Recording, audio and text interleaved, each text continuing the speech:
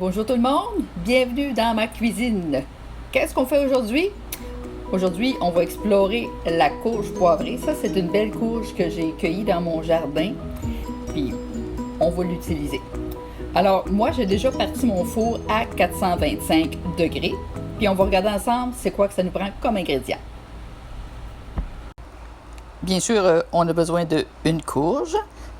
Cette courge-là, on l'appelle la courge poivrée. On a aussi besoin d'une demi-livre de bœuf haché.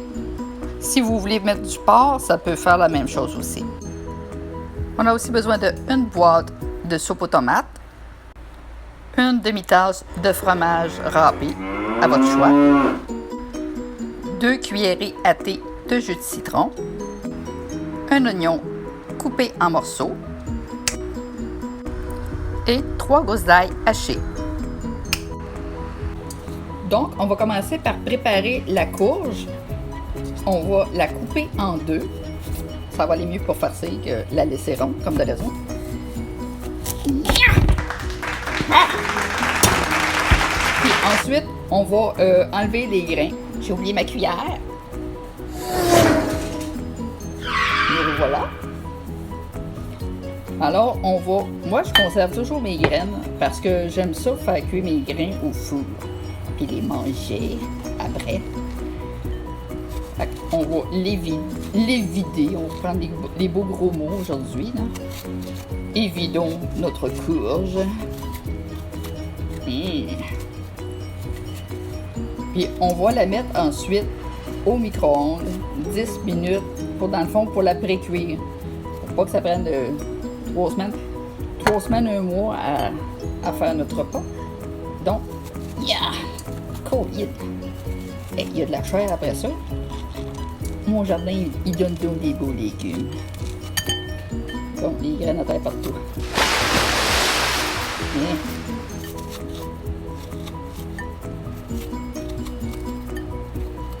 Et voilà.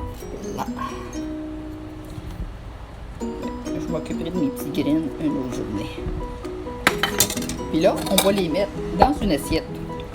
La face à l'envers, comme ça. La face dans le fond de la... pour que la vapeur, quand ça va cuire, la vapeur va monter dedans. C'est ce qui va la faire cuire. Donc, je la place au micro-ondes 10 minutes.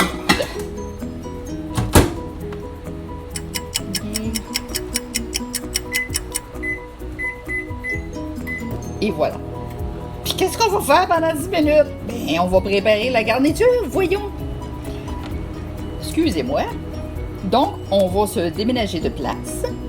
J'avais oublié tantôt, on a aussi besoin d'1 quart de cuillère à thé d'épices à l'italienne. Donc, on va procéder. Moi, comme j'ai déjà mentionné, c'est rare que je vais mettre du gras quand je fais cuire du bœuf, parce qu'il y a déjà du gras dans ma viande. Puis là, j'ai pris ma poêlonne qu'il y a déjà du gras de bacon des œufs de ce matin. Alors, je le laisse là, puis je vais mettre mes oignons et mon ail, puis je vais rajouter mon bœuf haché par-dessus, comme ça. Et on va faire cuire le tout pour égrener tout ça, et pour que notre bœuf, il cuise pas en une boulette unique.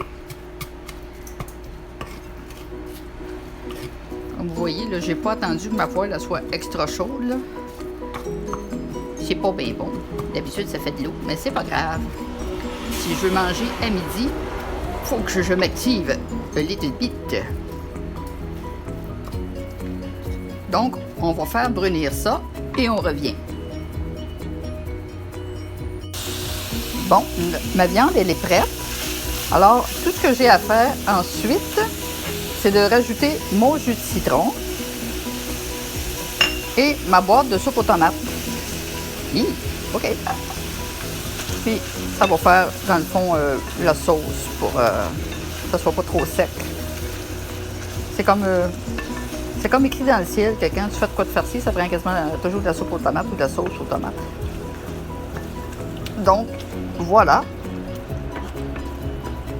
Ça va être très bon, j'imagine. C'est un test encore que je fais. C'est une recette que je ne connaissais point. et puis que j'ai décidé de faire ce matin. Décidément.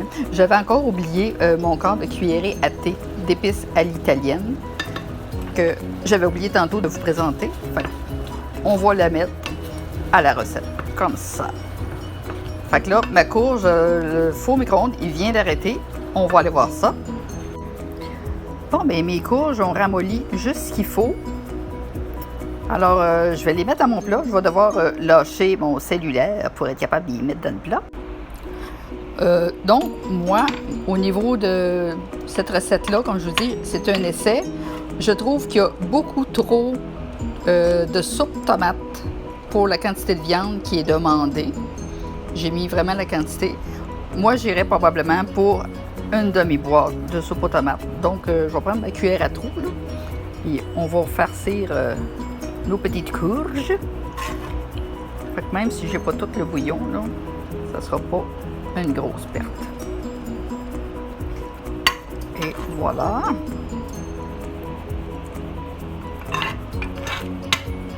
Dans le fond, une demi-livre, c'est la valeur d'un hamburger.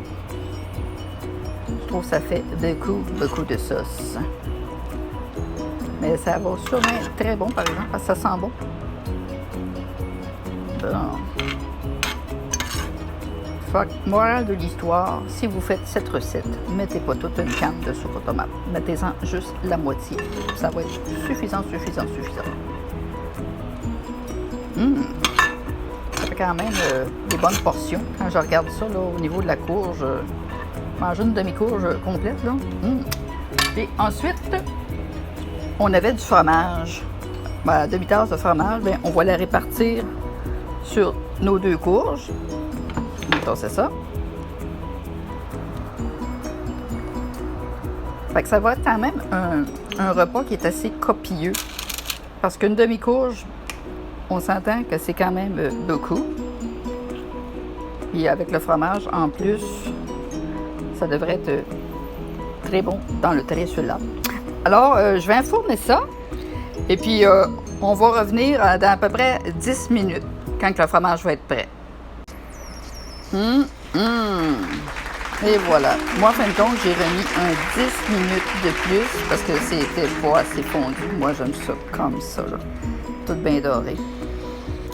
Donc, c'était ma petite recette du jour. Alors, vous pouvez me laisser des commentaires, comment vous avez trouvé la recette. Alors, on va se revoir encore prochainement pour une autre recette. Alors, bye bye!